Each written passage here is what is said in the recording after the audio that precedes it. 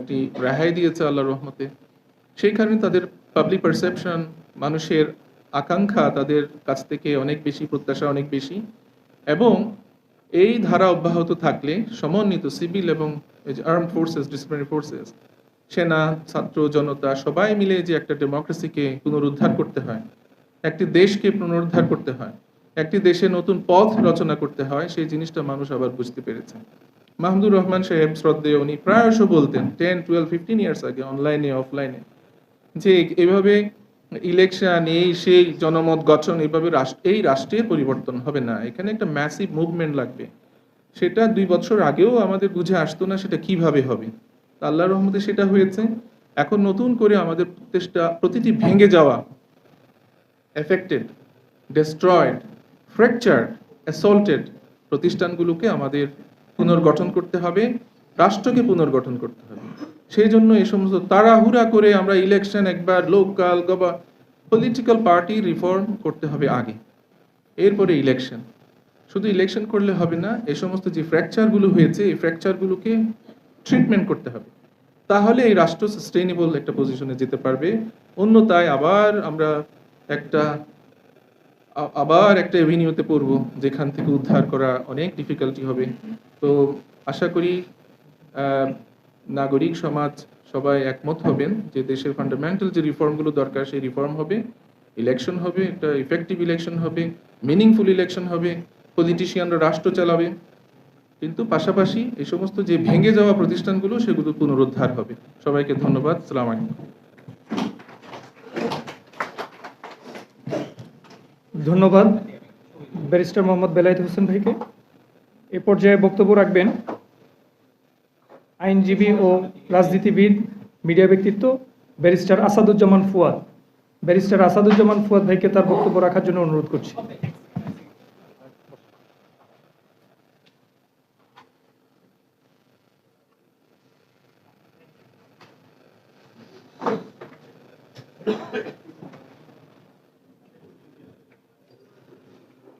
বিসমিল্লাহির রহমানির রহিম। প্রিয় আয়োজকবৃন্দ, আমার প্রাণপ্রিয় সশস্ত্র বাহিনীর সদস্য ভাই বোনরা যারা আছেন এখানে, আসসালামু আলাইকুম।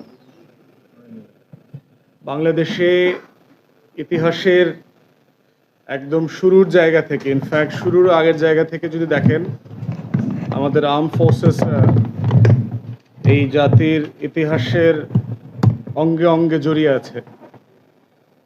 65-র যে যুদ্ধ ভারত পাকিস্তানে, সেখানে East Pakistan regiment historic role play করেছে, যার মেইনলি লার্জলি বাঙালি অফিসাররা ছিলেন। তাদের অবদান খুব বেশি এখানে আলোচনা হয় না। এখানে সম্ভবত আজম সাহেব নামে একজন খুবই অসাধারণ পাইলট ছিলেন, সাইফুল আজম সাহেব নামে একজন অসাধারণ পাইলট ছিলেন, যিনি মধ্যপ্রাচ্যে আপনার 67-এর যুদ্ধে অসাধারণ বৈমানিক যে এক্সপার্টিস তিনি সেখানে শো করেছেন। এবং ইসরায়েলিরা যাকে তাদের এনিমি হিস্ট্রিতে আলোচনাতে বারবার এই আরব যুদ্ধের ইতিহাসে তাকে টেনে নিয়ে এসছে। আমাদের সেক্টর কমান্ডার্সরা যারা ছিলেন, আমাদের 11টা সেক্টরে 71-এর প্রত্যেকটা কমান্ডারের কমান্ডিংয়ের দায়িত্বে ছিলেন মিলিটারি ফোর্সেস অফিসাররা ছিলেন।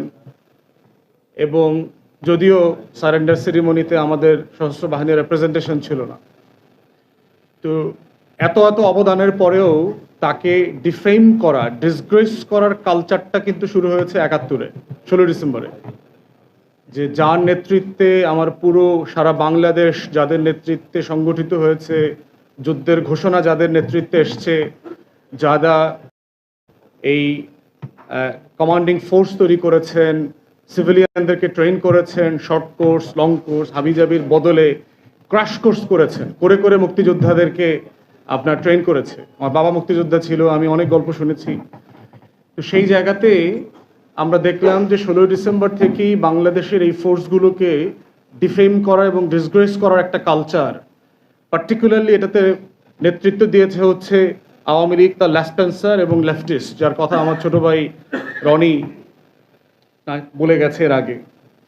এবং যতবারই আমরা দেখেছি যে বাংলাদেশের এই যে সোকল বাম রাজনীতিক তাত্ত্বিকরা যারা ছিলেন, তারা এটা বয়ান তৈরি করেছেন যেটা কেন থাকবার প্রয়োজন নাই, আর এটার উপরে আমল করা শুরু করেছে হচ্ছে আওয়ামী লীগ। এবং এসেই তারা যেটা করেছে পিলখানা গণহত্যার নাটক মঞ্চায়িত করেছে। এটা করবার মধ্য দিয়ে আমার 57 জন অফিসারকে শুধু হত্যা করা হয়নি, এই সমস্ত মিলিটারি হিস্ট্রিতে single operation of the day এত অফিসার মারা গেছে বলে আমরা জানি না আমাদের ছোট পড়াশোনাতে। তো সেই যে আমার সভরেন্টিকে কম্প্রোমাইজ করবার যে কালচার শুরু হয়েছে 71 সাল থেকে, সেই কালচারের সবচেয়ে বড় দেনা শোধ করতে হয়েছে আমার আর্ম ফোর্সেসকে, সবচেয়ে বেশি হারে করতে হয়েছে।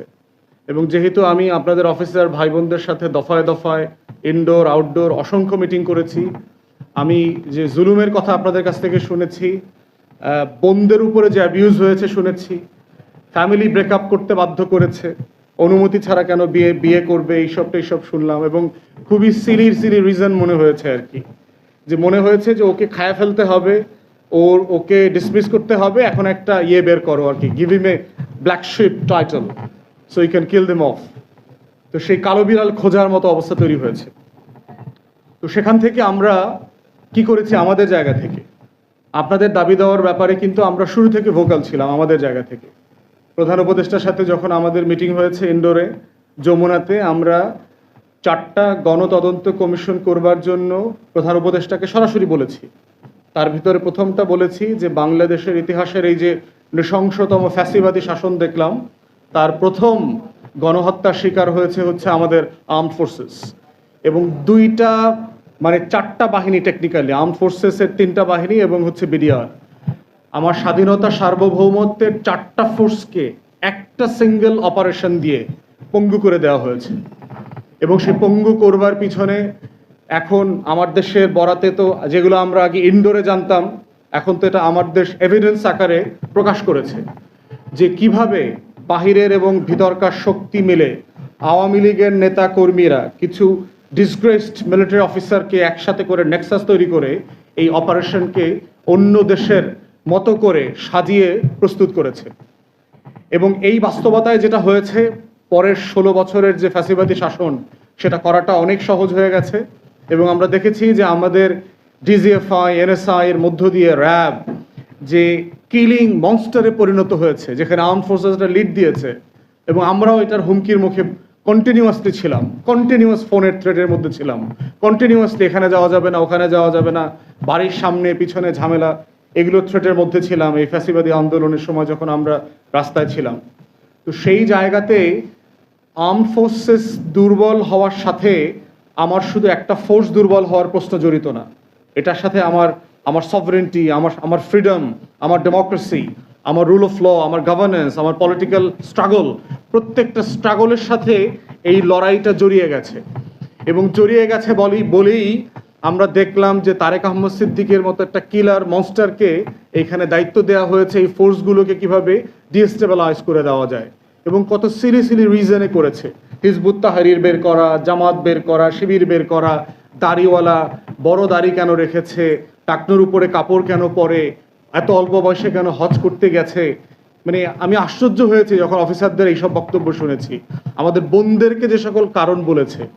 এবং পিএনজি মানে এটা তো বুঝতামই না, মানে আপনাদের ব্যাখ্যা করবার আগে আর কি, যে ফোর্সেস অফিসাররা এক কাপড়ে বাড়ি চলে গেছে, তাদেরকে পেনশন দেওয়া হয় নাই, বেতন দেওয়া হয় নাই, তাদের যে আবাসন সুযোগ সুবিধা পাওয়া, তারপরে তাদের যে হাসপাতাল সুযোগ সুবিধা পাওয়া, যদিও এটা ডিফারেন্ট আলোচনা যে রাষ্ট্রীয়ভাবে ডিভাইসিভ সুযোগ সুবিধা কাউকে দেওয়া উচিত কিনা, সে আলোচনা ভিন্ন আলোচনা, কিন্তু মানে আপ আনটিল নাও যেটা এন্টাইটলমেন্ট, সেই এন্টাইটলমেন্ট থেকে তাদেরকে বঞ্চিত করা হয়েছে। এবং এই বঞ্চিত করবার মধ্যে যেটা হচ্ছে, অনেকে পেনশন পান নাই। আপনারা তো একটা অফিসার্স জায়গাতে আছেন, আমার সাথে শত শত সিপাহীরাও এসে দেখা করেছে, বিভিন্ন ফোর্সের সিপাহীরা, এবং তাদের জন্য আমার কথা বলাটার একটা অব্লিগেশন আছে। এবং এই সিপাহীদের উপর যে নির্যাতন করা হয়েছে, অফিসে এসে এই সিপাহীরা জামা খুলে তাদের উপর টর্চার দেখিয়েছে, শরীরের বুকে পিঠে হেন কোনো জায়গা নাই যে তার অত্যাচারের নির্যাতন নাই, তার হাতে পায়ে এই লেভেলের টর্চার করেছে। এবং কোনো কারণ ছাড়া, কোনো কারণ বলে নাই, যে সিম্পলি পোশাক থেকে এক কাপড় উঠায় নিয়ে চলে গেছে। শত শত হাজার হাজার অফিসারকে করেছে, মানে সোলজারদেরকে করেছে।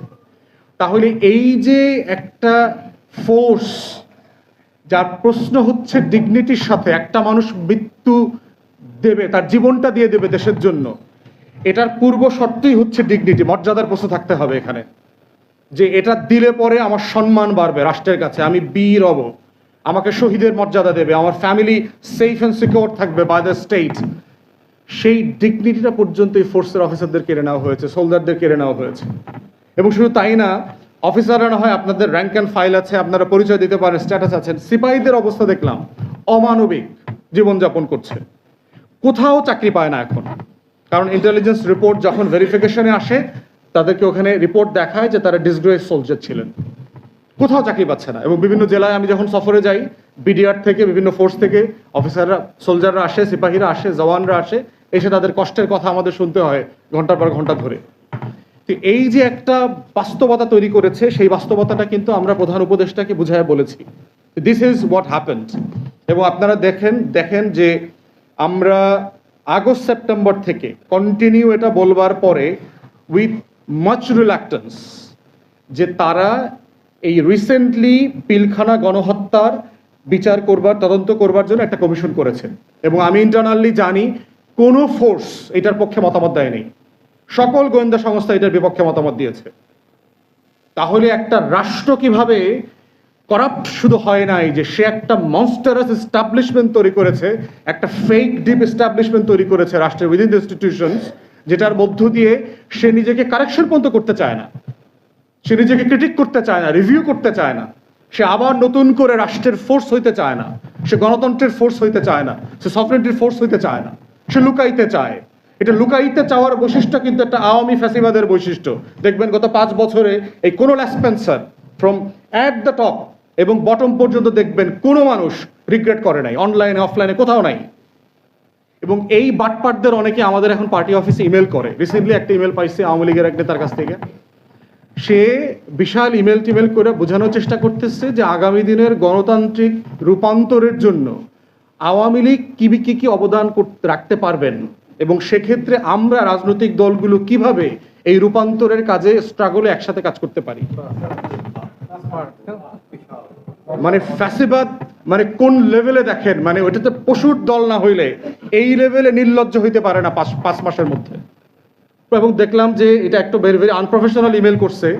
2তে আপনার সকল পলিটিক্যাল পার্টির ইমেল অ্যাড্রেস দেখলাম, সব পলিটিক্যাল পার্টির কাছে সে ইমেল করছে। এখন আমি ভাবতেছি যে উত্তর দেওয়া উচিত কিনা, আপনারা মতামত দিতে পারেন যে আমরা পার্টি থেকে উত্তর দেবো কিনা। তো এই লেভেলের একটা নির্লজ্জ থাকিস মানে অর্গানাইজেশন, তাকে সে আসলে অর্গানাইজেশনের ডেফিনেশনও পড়ে কিনা, মাফিয়াস, আমি তাদেরকে সিসিলিয়ান মাফিয়াস বলি, ড্রাগ কার্টেলের মতো অর্গানাইজেশন, তারা রিগ্রেট পর্যন্ত করছে না।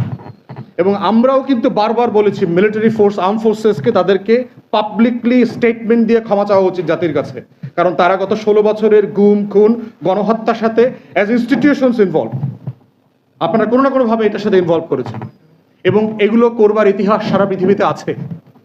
ক্ষমা চাইলে ছোট হয় না, ইনস্টিটিউশনকে রিফর্ম করতে আগে রিগ্রেট করতে হয় যে yes mistakes have been done and we are sorry for it. আমরা রিভিউ করছি, ইনভেস্টিগেট করব, করে আমরা যারা যারা বিচারের মুখোমুখি হওয়া দরকার তাদের বিচার করব, and then we shall move forward. সেই জিনিসটা আমরা এখনো তাদের ভিতর থেকে দেখতে পাচ্ছি না, বরং আমরা দেখতে পাচ্ছি গুম খুনের সময় যে সকল অফিসাররা জড়িত ছিল তাদেরকে নিয়ে পিং পং করা হচ্ছে। চিটাগং থেকে সিলেট, সিলেট থেকে যশোর, যশোর থেকে ঢাকা, ঢাকা থেকে জামালপুর, গাজীপুর থেকে টাঙ্গাইল, এই সব নাটক করা হচ্ছে।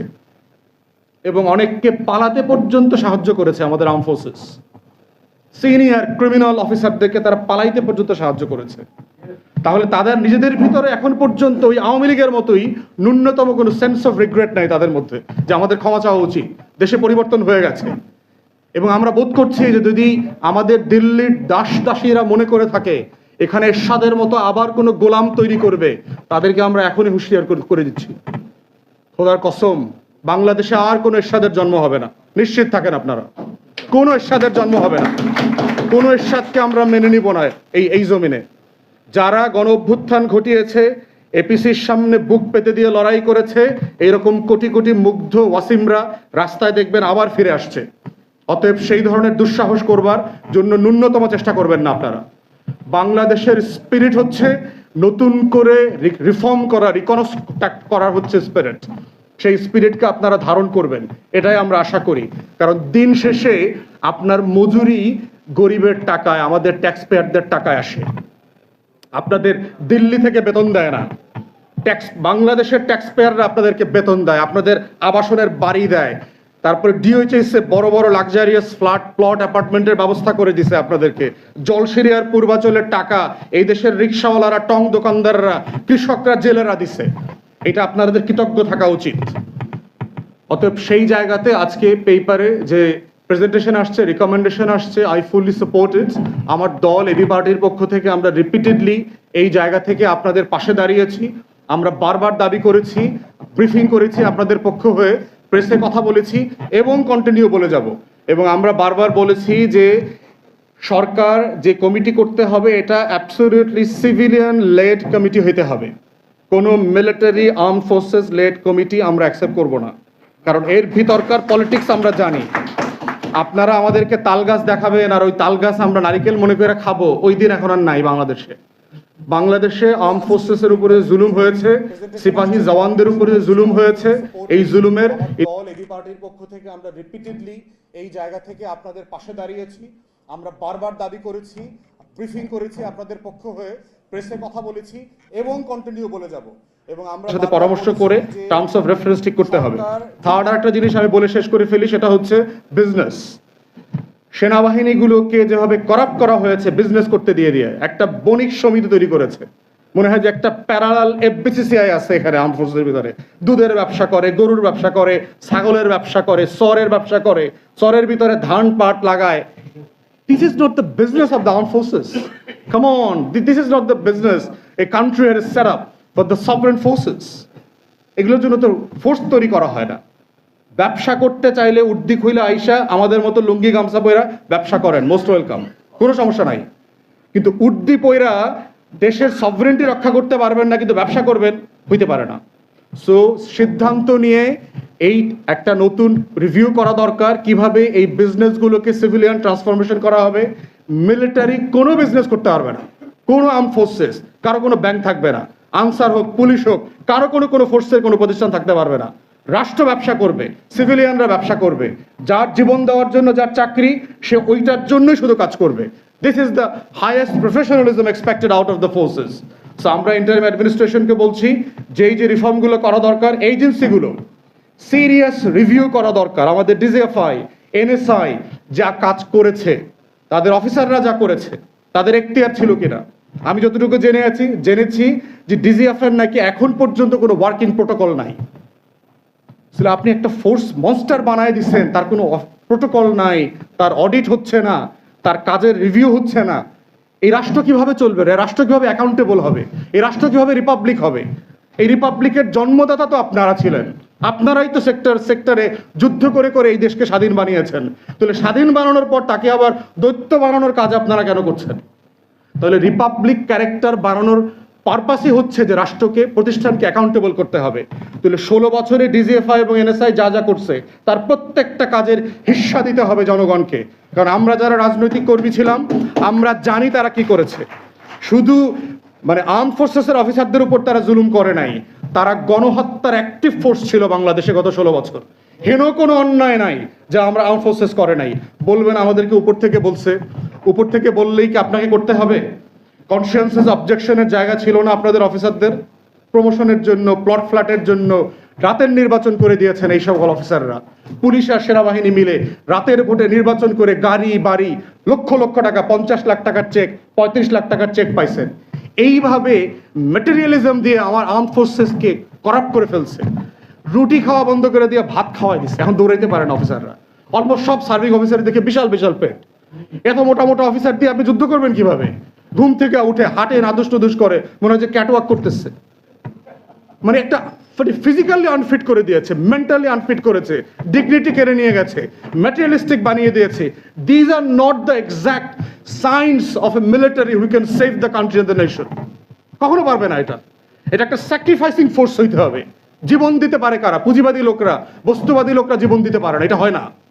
পুঁজিবাদীরা খালি এনজয় করে, লাইফ এনজয় করে। আমার আর্ম ফোর্সেস গুলোকে পুঁজিবাদী বানায় দিছে, বনিয়া বানায় দিছে। সো আমি বিশ্বাস করি যে একটা টোটাল হোলসেল রিফর্ম হওয়া দরকার।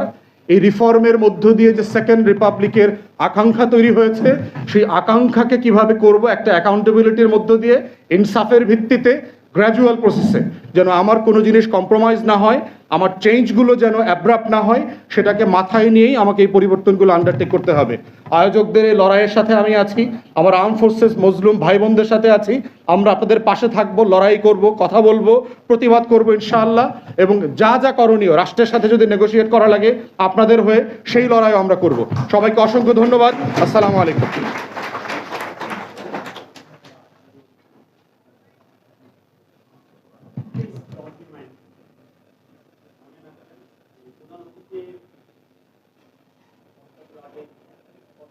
একটু সময় অনেক সংক্ষিপ্ত, আপনি একটু লিখিত দেন, লিখিত দিলে ভালো হবে আর কি, একটু লিখিত দিলে ভালো হবে।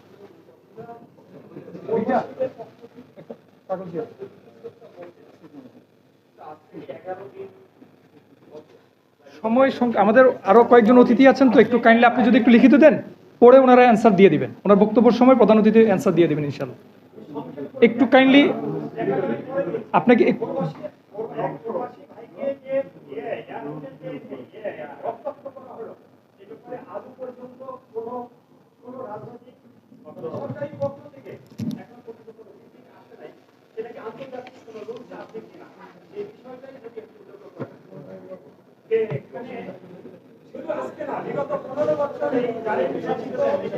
জি, থ্যাংক ইউ, আপনাকে ধন্যবাদ। ধন্যবাদ ব্যারিস্টার আসাদুজ্জামান ফুয়াদ ভাইকে। এ পর্যায়ে বক্তব্য রাখবেন সুপ্রিম কোর্টের সিনিয়র আইনজীবী অ্যাডভোকেট মহসিন রশিদ। অ্যাডভোকেট মহসিন রশিদকে তার বক্তব্য রাখার জন্য অনুরোধ করছি। বিসমিল্লাহির রহমানির রহিম। জনাব সভাপতি, প্রধান অতিথি এবং সুধী,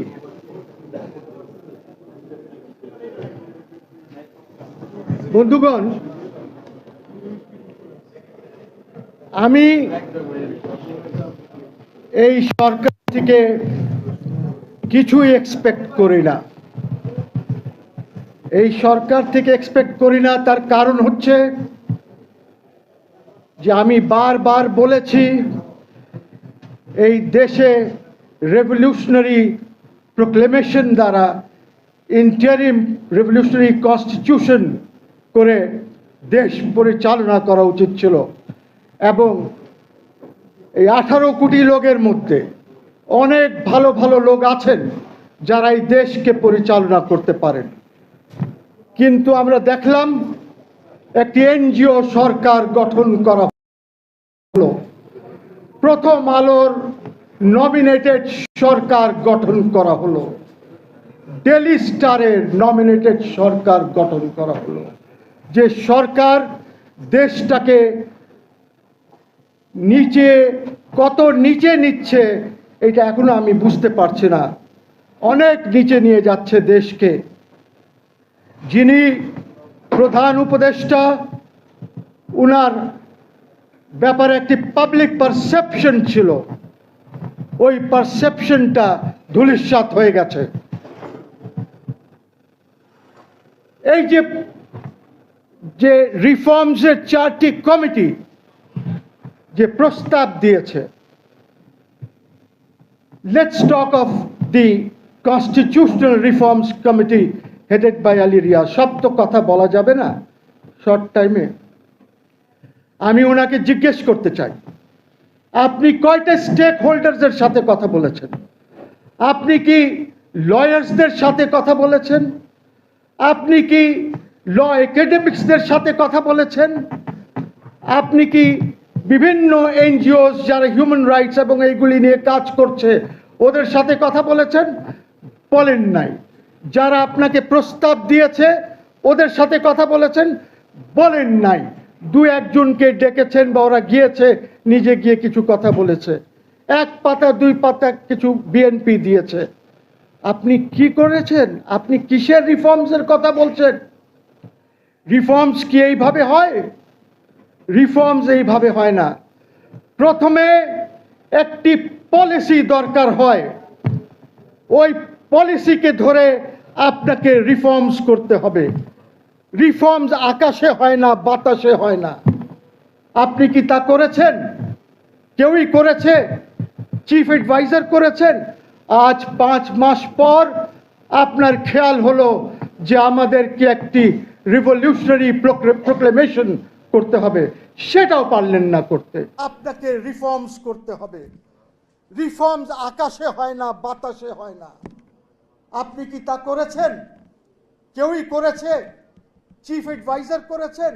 আজ 5 মাস পর আপনার খেয়াল হলো যে আমাদেরকে একটি রিভলিউশনারি প্রোক্লেমেশন করতে হবে, সেটাও পারলেন না করতে, সেটাও পারছেন না করতে। আপনি কাদেরকে ডেকেছেন? এই 2-3 সপ্তাহ পর পর আপনি রাজনৈতিক দলদেরকে ডাকেন যে আসেন, আলাপ করব, ঐক্য করব। কিসের ঐক্য করবেন? কার সাথে ঐক্য করবেন? যারা কিছু জানেই না। কালকে আপনি ডেকেছেন কি অন্য এদেরকে ডেকেছেন, কয় মিনিট করে দিচ্ছেন। খুব বড় ব্যাপার রাষ্ট্রীয় সংসার রিফর্মস করা, ইটস নট ইজি। আপনি ওইখানে ঘন্টা 1-1.5 বসেন, বসে কি আলাপ আলোচনা করেন উই ডোন্ট নো। আপনি কি আমার মাহমুদুর রহমান সাহেবকে ডেকেছেন যিনি স্ট্রাগল করেছেন বাইরে থেকে? আপনি কি আমাদেরকে ডেকেছেন? তা তো ডাকেন নাই। কি রিফর্মস হবে দেশে বলেন? আমি আর্ম ফোর্সেসের ব্যাপারে প্রথমে আপনাদের সবাইকে যারা এখানে রিটায়ার্ড অফিসার্স আছেন ধন্যবাদ জানাই for your services to this country. আপনার যে এই আর্ম ফোর্সেসে গিয়েছেন, this in itself is a service. আপনারা অনেক কাজ করেছেন দেশ আর রাষ্ট্রের জন্যে, যার জন্যে আমি আপনাকে সালাম জানাই আপনাদেরকে সবাইকে, এবং যারা এখানে আজকে উপস্থিত আছেন ওদেরকেও, রাওয়ার সবাইকে আমি জানাই, এক্সেপ্ট পিপল লাইক আইকে Bhuiyan, general I K Bhuiyan. I don't respect him, I don't respect him. ওনার আর্মিতে হয়তো জওয়ানদের মধ্যে অনেক প্রভাব থাকতে পারে। I don't respect him. I don't respect him because 2014-তে উনি কোঅপারেট করেছিলেন এই ইলেকশন, যেটা কি ওই 154 বা হোয়াট এভার এই যে সিটস দেওয়া হয়েছিল, ইট ওয়াজ আইকে ভূঁইয়া হু ডিড দিস। আপনি কেন করেছিলেন? আপনি এক্সটেনশন চেয়েছিলেন, যার জন্য আপনি এটা করেছেন। কি পেলেন? আপনি কি পেলেন? এক্সটেনশন তো পান নাই, আপনি পেলেন 400 মেগাওয়াট পাওয়ারের লাইসেন্স পেলেন, যেটা পরবর্তীতে আপনি 600-তে সেটাকে বাড়ানো হলো, 600 মেগাওয়াট করা হলো। আপনি 1 মেগাওয়াটও দিতে পারেন নাই জাতিকে। সিমিলারলি এই যে আরো কিছু আছে, এই যে আজিজ টাজিজ, টফিউদ্দিন আর মুজিব, জেনারেল, এগুলি সব বোগাস। এদের বিরুদ্ধে তো একটি কমিশন করে ওরা যে অন্যায় করেছে সেগুলি তদন্ত করা দরকার। যদি জাতি এগুলি না করতে পারে তাহলে কিন্তু আমরা কোথাও যেতে পারবো না। এবং আপনাদের উপরে, রিটায়ার্ড অফিসারদের উপরে একটি গুরুত্ব দায়িত্ব আছে যে আপনারা এইটাকে নিয়ে এগোন এবং প্রেশার গ্রুপ হিসাবে দায়িত্ব পালন করেন যে রাষ্ট্রকে কিভাবে বাঁচাবেন। আজকে আমি আপনাদেরকে বলি, আপনারা এখানে যে কথাগুলি বলেছেন, সরকারের কাছে যে বলতে চাচ্ছেন, please don't go to the সরকার। আপনারা রিটায়ার্ড অফিসারদের একটি কমিশন করেন, আগে নিজেরাই একটি কমিশন করেন, কমিশন করে যত অন্যায় হয়েছে এটা তদন্ত আপনারা করেন, প্রাইভেট কমিশন করেন আপনারা, which is very easy। আপনাদের কোনো দরকার নাই 3-4 জনের কমিশন করেন, পাবলিক হিয়ারিং করেন, লোকজনকে ডেকে ওনাদের কথা শোনেন এবং একটি রিপোর্ট প্রস্তুত করেন, যে রিপোর্টটি আপনারা জনগণকে দেবেন। আপনারা সরাসরি জনগণের সাথে সম্পর্ক করেন, আপনাদের এস্টাবলিশমেন্ট সরকারের সাথে কোনো প্রয়োজন নাই। নাম্বার 2, যদি আপনারা নিজে কমিশন না করতে চান বা না করেন তাহলে আপনাদেরকে আমি বলবো, সরকারের কাছেই যদি দাবি জানাতে চান তাহলে একটি জুডিশিয়াল কমিশনের দাবি জানান, একটি জুডিশিয়াল কমিশনের দাবি জানান। কারণ হচ্ছে যে আপনাদের পক্ষে কেউ থাকবে না, আমি বলছি কেউ থাকবে না। আপনি দেখেন 21-এর গ্রেনেড হামলায় একটি তদন্ত কমিশন হয়েছিল headed by justice Zainul Abedin. আজকে কি বিএনপি ওই কমিশনের কথা বলে বা কোনোদিন বলেছে বা কোনো ন্যারেটিভ আছে তাদের? নাই। কেন বলে না জানেন? বিকজ জয়নুল আবেদিন কমিশন যে রিপোর্ট দিয়েছে তার মধ্যে স্পষ্টভাবে বলা আছে দ্যাট ইন্ডিয়া ইজ দায়ী ফর দিস 21 তারিখের গ্রেনেড হামলায়। বিএনপির সাহস নাই যে এই কথা বলবে। অনেক কথা আছে বলার, অনেক কথা আছে, গভর্নমেন্টের কাছে যাবেনই না। ঠিক আছে, প্রস্তাব দিতে চান দেন, ওরা কিছুই করবে না। এই বোগাস এই যে রিফর্মস কমিশনগুলি দেখেন, এক একটা ধরে দেখেন, কোনো কাজের না, except জাস্টিস মনুল ইসলাম চৌধুরীর commission. That is the only one commission যে ভালো কাজ করছে। বন্ধুগণ, কথা অনেক ছিল, আমাকে যেতে হবে, because my wife is waiting down stairs গাড়িতে। 5টার সময় বলেছিলাম আসার জন্য। ইনশাল্লাহ আবার দেখা হবে। আমি আপনাদের সাথে আছি, সবসময় থাকবো ইনশাল্লাহ, because of the service that you rendered to this country. সকলকে অসংখ্য ধন্যবাদ। আসসালামু আলাইকুম।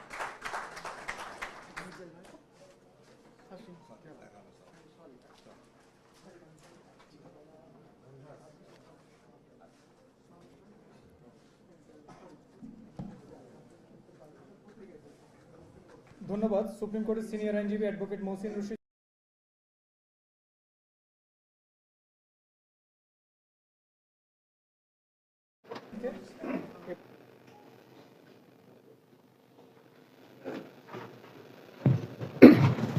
Bismillahirrahmanirrahim. Respected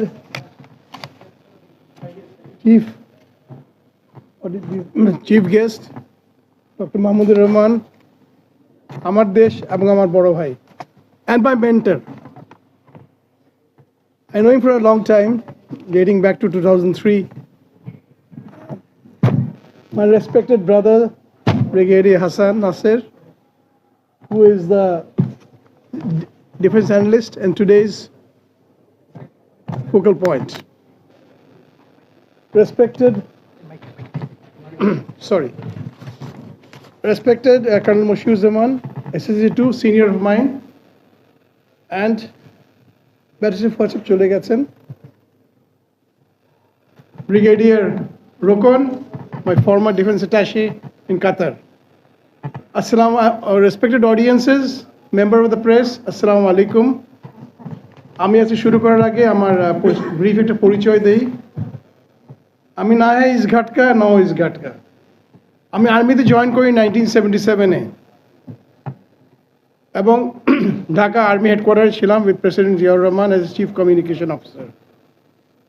When General Ershad, along with RAW, assassinated President Ziaur Rahman in 1981, আমি 1982-তে আর্মি ছেড়ে দিই, and I joined the Ministry of Foreign Affairs. So আমি আর্মিরও এবং আমি পররাষ্ট্র মন্ত্রণালয় সিভিল অফ ব্যুরোক্রেট, আর আমলাতন্ত্র, আমলা যাকে বলেন, কামলা আমলা। সো আমি দুই সাইড থেকেই আসি, আমি দুই সাইডে দেখি এবং আমার ব্রাদার অফিসার্সকেও সম্পর্কে আমি কিছুটা জানি, এত ডিটেলস জানি না এবং তারাও আমাকে হয়তো বেশি চেনে না। আজকে এই পোডিয়াম দেওয়ার জন্য I thank the Nexus Defense and Justice, and I pay my deep tributes to Brigadier Hassan Nasser and his team, jara valiantly went to the defense advisor, met the chief advisor and handed over their memorandum on grievances. ওখানে আমি যাচ্ছি না, let me come back to the starting. We all know global war on terror, GWOT, and Islamophobia শুরু হলো 9/11-এর পরে। মুসলমানদের target করা হলো এবং ভারতকে এই দেশের কর্তৃত্ব দেওয়া হয় এগুলো রিজনের। তারপর থেকে নেমে আসলো আমাদের উপর খর্ব। তখন আমি পররাষ্ট্র মন্ত্রণালয়ে আছিলাম। মাহমুদ ভাই তখন ছিলেন বোর্ড অফ ইনভেস্টমেন্ট এবং আরেক মন্ত্রণালয়ের দায়িত্বে, জ্বালানি, if I'm not wrong. So তখন থেকে কিন্তু খর্ব নেমে আসে। আমরা দেখছিলাম কি হচ্ছে, ফলস ফ্ল্যাগ অপারেশন, একটার পর একটা 500টা বোমা ফুটে যাচ্ছে, all done by research analyse wing of India in connivance with Mossad and western intelligence agencies. This is the reality. আমি সেখানে খুব লেখালেখি করতাম, তখন সরকারি চাকরিতে কাজ করি, কিন্তু বলতে পারতাম না, কিন্তু সব কিছু রিপোর্ট করতাম, কিন্তু কারো বলার কিছু ছিল না, বিকজ ওয়েস্টার্ন ইন্টারেস্ট পাওয়ার্সগুলো এত পাওয়ারফুল ছিল, there was nothing we could do. Helpless হয়ে গেছিলাম আমরা। মাহমুদ ভাই can probably bear me out, he was very much সরকারের ভিতরে ছিলেন তখন। আমি the well prepared document যেটা ব্রিগেডিয়ার নাসির চিফ অ্যাডভাইজার সাহেবকে দিয়েছেন, অ্যান্ড ব্রিগেডিয়ার নাসির আর আমি ওয়ার কমরেডস, আমরা যেখানে যাই একটা রেভলিউশন হয়ে যায়। দিস টাইম আশা করি এই রেভলিউশনও যেন আবার হয়, the second Republic. Owner well prepared ডকুমেন্টে আমি 3টে পয়েন্ট নিয়ে আসছি, কারণ আর এর আগে ব্যারিস্টার ফুয়াদ এন্ড আদার ভাইরা আমার অনেক বড় বড় কথা, সুন্দর সুন্দর বক্তৃতা দিয়ে গেছেন, যেটা আমি জানি না। I will go for PNG, person non grata. Person non grata যেটা করছে army is totally illegal. Person non grata is a word যেটা ভিয়েনা কনভেনশন ফর ডিপ্লোম্যাটিক সার্ভিসের জন্য ইউজ করা হয় স্পেসিফিকলি, কিন্তু এটা আমাদের আর্মি অ্যাক্টে নিয়ে আসছে। আর্মি অ্যাক্টটা যেটা army act runs internationally under the Geneva convention. আমাকে 2017 সালের 4ই ডিসেম্বর অ্যাবডাক্ট করা হয় অ্যাট গান point when I was driving towards airport দিকে আমি গাড়ি চালিয়ে যাচ্ছিলাম, তখন ডিজিএফআই এর আমার কালিগ ভাইরা আমাকে ধরে নিয়ে যায় so called joint interrogation cell alias Aynaghar alias black hole. তাদের জব ছিল না, I was a civilian officer. They have no business in abducting civilians. আর আমি যেখানে ছিলাম আয়না করে সেই টাইমটাতেই, কারণ হাসিনও ছিল এখানে, আর আই ক্যান অ্যাসিওর ইউ 5টা রিমান্ড ব্লক, 10টা সেল ছিল রিমান্ড ব্লকে, 10টা সেল ছিল ওল্ড ব্লকে, অ্যান্ড 2টা ভিআইপি সুইট প্রবলি ছিল, টোটাল 22টা থেকে 23টা রুম ছিল। ওখানে কত সিভিলিয়ান যে এনেছে, and this whole team work was done in conjunction with RAB, all government agencies, even the courts, and everybody was involved. But a government, a fascist Hasina regime, this oligarchic, ki bolbo, I've got no words to express such a brutal dictator, a murderer. Pura amader executive মানে আমলা, legislative মানে তৎকালীন আমাদের parliament, judiciary, so call judiciary হয়ে গেছিল, আমাকে contempt না দিলেই হয় এখন, because they R no more দেয়ার। আমরা একটা কথা বলতে পারতাম না। আমাকে যখন আমার বাচ্চারা রিড করতে গেছে আমার নামে, shattered, battered, but as I stood up, I did not go down. So number one, যেটা আমি রিকোয়েস্ট করব এই সরকারকে, তত্ত্বাবধায়ক সরকার, they are supposed to be neutral, I hope they stay neutral, যে আপনার আর্টিকেল 45 যেটা করেছে PNG, they should be immediately revoked. They are a basic violation of the basic human rights UN Charter, and even it goes against the constitution of our country. So it should be scrapped. It is illegal. আজকাল আমরা দেখছি একটা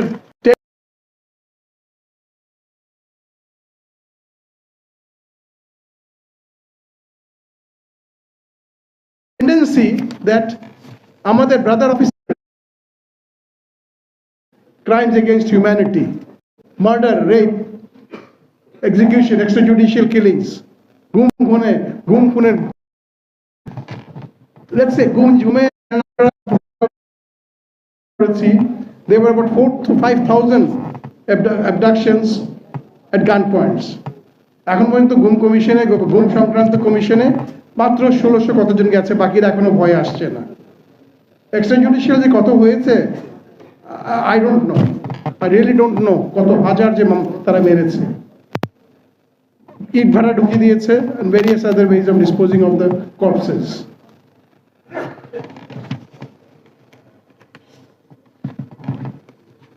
এই recent গভর্নমেন্টকে মানে caretaker government পাওয়ার আসার পরে একটা কাজই করেছে ইন্টারন্যাশনাল হিউম্যান রাইটস ডেতে they have signed a good they have acceded to enforced disappearances as a crime against humanity, and Bangladesh is now legally internationally a part of the International Convention on the Protection of the Enforced Disappearances. And however, domestic laws have not been amended. দেখেন আমার আগে মহসিন ভাই বলে গেছেন that what is really working, what is really functioning. আপনি internationally দেখাতে আসলেন যে আপনি কনভেনশনে সাইন করেছেন to get lullaby from the international committee, well done, but domestic law কি চেঞ্জ করেছেন আপনি to try our crimes against humanity? আপনি এখন আমাকে অ্যাবডাকশন কেসে নিয়ে যাবেন, পুরনো সেই abduction case of 1973? This is not acceptable for us. আমরা যারা গুম হওয়া ব্যক্তি, not the army officers only. I would request all civilian officers, army officers, all victims of enforced disappearances to join our new platform. আমরা একটা নতুন platform করেছি, it's still under working. I would request all the eminent speakers here আমাদেরকে সাহায্য করার জন্য। আমরা এই প্ল্যাটফর্মে খুব শিগগিরই একটা পাবলিক দিয়ে আসবো, ইদার আমার প্রেস ক্লাবে কিংবা শহীদ মিনারে, voice of the enforced disappearance persons, মানে গুম সংক্রান্ত যারা সার্ভাইভার্স তাদেরকে নিয়ে আমরা একটা করব। এবং ইন্টারন্যাশনালি যেন যেটা বলে গেছেন ওয়াদ ভাইরা, ঠিক কথা না বললে, ফর্ম না করলে, ইন্টারন্যাশনালি পাবলিকের সাথে ইন্টারমিঙ্গল না করলে কেউ আমাদের কথা শুনবে না, আর শুনছেও না। So I would request everybody to help us, আমাদের সবাইকে সাহায্য করেন। ভয়েস অফ এনফোর্সড ডিসঅ্যাপিয়ারেন্সেস আমাদের নতুন প্ল্যাটফর্ম, আমরা আপনাদেরকে দাওয়াত দিব, আপনারা অবশ্যই আসবেন। এবং আমরা ভয়েস অফ এনফোর্সড ডিসঅ্যাপিয়ারেন্স থেকে কথা দিচ্ছি, and we show our allegiance to the armed officers, arm forces officers, যাদেরকে ফোর্সফুলি অ্যাবডাকশন চাকরি থেকে বের করে দেওয়া হয়েছে। ও বাই দ্য ওয়ে, এদেরকে আমি আর্ম ফোর্সেস যারা ফোর্স রিটায়ার্ড হয়েছে বা স্যাক্ট হয়েছে তাদেরকে বলতে চাই, আমাকে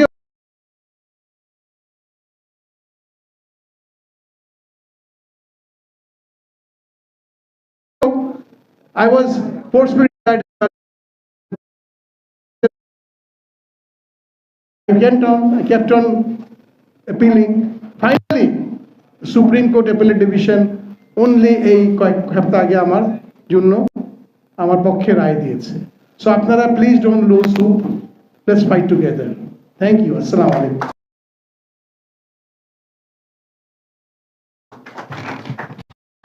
এ পর্যায়ে আমাদের সামনে এই একজন ভুক্তভোগী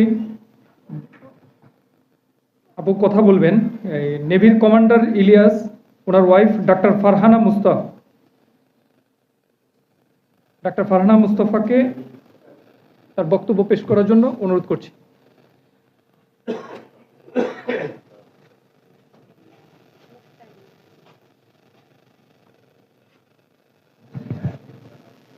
আসসালামু আলাইকুম।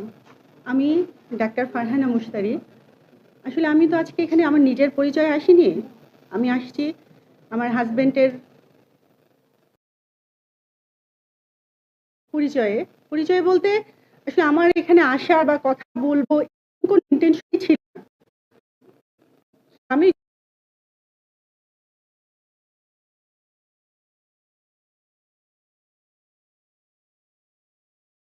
কথা কাজে আসি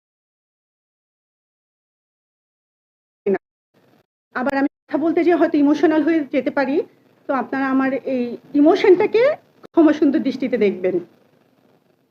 আমার হাজবেন্ড নৌবাহিনীর কমান্ডার হিসেবে কর্মরত ছিলেন। তাকে আমি একটু সংক্ষেপে বলি, হ্যাঁ, অনেক বড় করে না বলি, জাস্ট মূল কথাটা বলতে চাই। তাকে কর্মরত অবস্থায় 2 বার কোর্ট মার্শাল করে ডিসমিস করে দেওয়া হয়েছে। প্রথমবার কোর্ট মার্শালে তার কে বের করে দেওয়া হয়নি, বাট তখন যে নৌপ্রধান ছিলেন এই রেজাল্টে তিনি হ্যাপি ছিলেন না, এজন্য সেকেন্ড টাইম কোর্ট মার্শাল করে তাকে ডিসমিস করা হয়েছে। তো আমি শুধু বলতে চাই যে একজন অফিসার হোক বা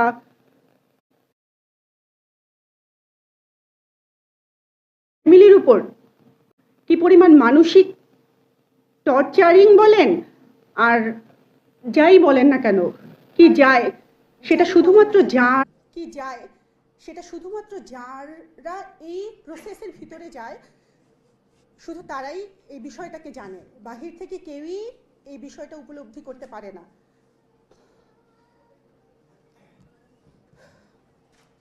সেখানে আমাদেরকে দুইবার কোর্ট মার্শালের মানে একবার যেখানে এই প্রসেস সাফার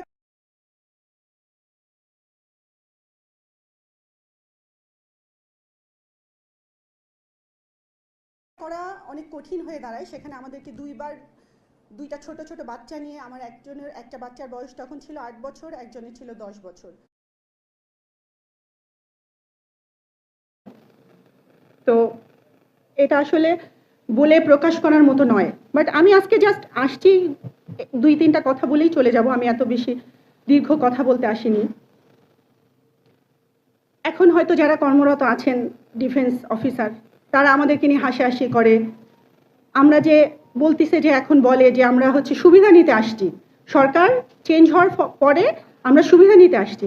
আসলে আমরা কোনো সুবিধা নিতে আসি নাই, বা কোনো কিছু সুবিধা নেওয়ার কি আছে। আমি আমার হাজব্যান্ডের কথা বলি, অন্য কথা আমি নাই যাই অন্য মানুষের কথায়। সে 22 বছর ডিফেন্সে ছিল, সে তার জীবনের যেটাকে গোল্ডেন টাইম বলে পুরো সময়টাই কিন্তু সে তার ডিফেন্সকে দিয়েছে। তার সর্বোচ্চ মেধা, তার সর্বোচ্চ শ্রম, তার সর্বোচ্চ যা কিছু করার সব কিছু দিয়ে দিছে।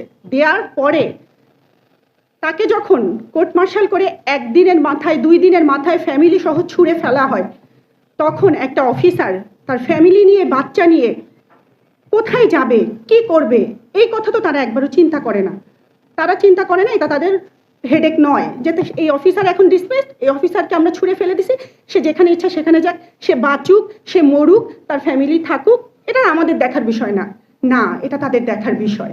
কারণ সে তার জীবনের 24টা বছর, 22 বছর, 25 বছর, 10 বছর হোক, 15 বছর হোক, 5 বছর হোক, সে তার সর্বোচ্চটা, সে যখন কর্মরত ছিল সে তার সর্বোচ্চটা দিছে।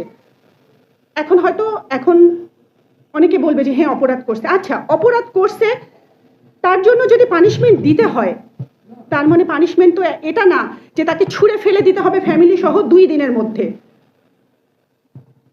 এই যে আমি আমার 2টা বাচ্চা নিয়ে 2 দিনের মধ্যে বাসা বাড়ি সব ছেড়ে দিয়ে আমার 22 বছরের একটা সাজানো বাগান, আমি জাস্ট সাজায় কথা বলতে পারবো না। হ্যাঁ, আমি জাস্ট আমার ফিলিংটা আমি আপনাদের সামনে প্রকাশ করতেছি। আমার সবকিছু নিয়ে আমি কই যাব, আমার মাথার উপরে আকাশ ভেঙে পড়ছে যে আমি এই বাচ্চা 2টা নিয়ে যে আমি কোথায় যাব, আমি কার কাছে যে আশ্রয় নিব, এই 2 দিনের মধ্যে আমি কিভাবে কি করব। যাই হোক, আল্লাহ আসলে কাউকে তো ফেলে রাখে না, কোথাও না কোথাও তার একটা ব্যবস্থা হয়। তারপরে কিছুদিনের মধ্যে আমার হাজবেন্ডের হার্ট অ্যাটাক হলো। তারপরে আমি তো এনটাইটেল না সিএমএইচে, আমি তো তাকে সিএমএইচে নিয়ে যেতে পারবো না, কারণ আমার হাজবেন্ড তো ডিসমিস। আমি কোনো ভালো হসপিটালে নিয়ে যেতে পারবো না, কারণ আমার সেই আর্থিক অবস্থা নাই।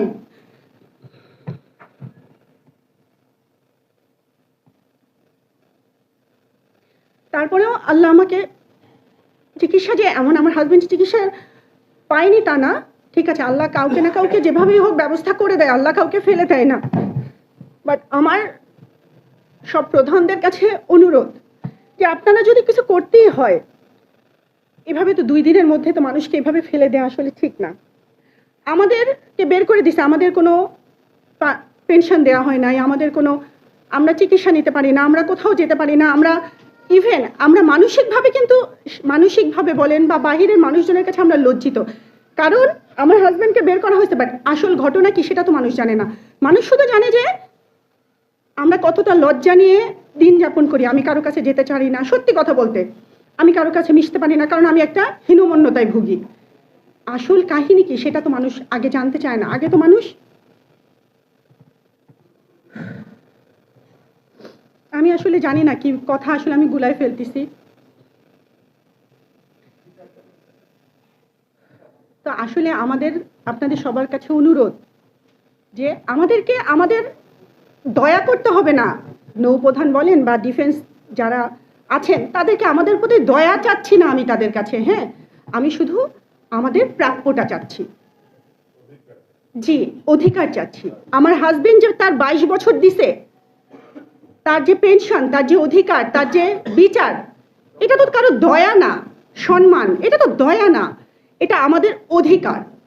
ঠিক আছে, আমি কারো দয়া নিয়ে এখানে দয়া চাওয়ার জন্য আমি এই প্রেস ব্রিফিংয়ে আসি নাই। ইভেন আমি আসবো, যে আমি এটা সত্যি কথা বলতে আমি এটা মানসিকভাবে রেডি, মানে আমি কখনো চিন্তাই করিনি যে আমি এখানে আসবো, বাট আমি আসছি এবং আমি জানি না আমি কেন কথা বললাম, বাট আমার মনে হয়েছে যে আমার কথা বলা উচিত।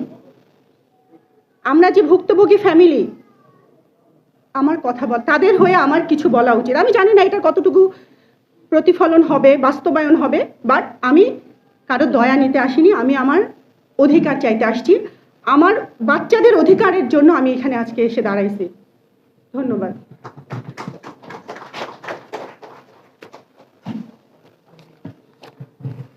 ধন্যবাদ ডাক্তার ফারহানা মুস্তারিকে। এ পর্যায়ে অতিথি বক্তব্য নিয়ে আসছেন রাজনীতিবিদ ও নিরাপত্তা বিশ্লেষক কর্নেল মিয়া মশিউজ্জামান।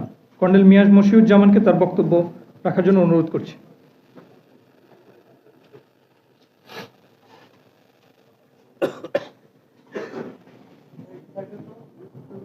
বিসমিল্লাহির রহমানির রহিম। আজকের এই সেমিনারে উপস্থিত সভাপতি, বিশেষ অতিথি, মঞ্চে বসা বিশিষ্ট ব্যক্তিবর্গ এবং সুধীবৃন্দ, আসসালামু আলাইকুম। অনেকক্ষণ যাবৎ আমরা সকলে বসে এখানে শুনছি যে স্বৈরাচারের আমলে পুরো বাংলাদেশে, বিশেষ করে আজকের যে বিষয়, সশস্ত্র বাহিনীর সদস্যরা কিভাবে ক্ষতিগ্রস্ত হয়েছে। যেভাবে জিনিসটা দেখা হচ্ছে সেটা পুরো বাংলাদেশের যে চিত্র ছিল খুনি শেখ হাসিনার সময়, তার থেকে কিছু আলাদা নয়।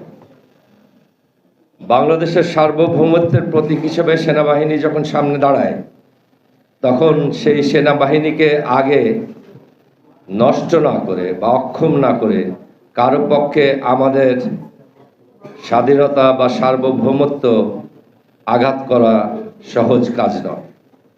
সেই জন্যেই আপনারা দেখবেন যে 8 সালে খুনি হাসিনার নির্বাচন জেতার পরেই 9 সালে প্রথম আঘাতটা আসে বিডিআরের উপরে। বিডিআরের উপরে আঘাতটাও কিন্তু মাল্টিপারপাস ছিল। এটা এক কেন্দ্র শুধু বিডিআরের উপরে ছিল না, কারণ বিডিআরে আপনারা জানেন সবসময় সেনাবাহিনীর অফিসাররা থাকে।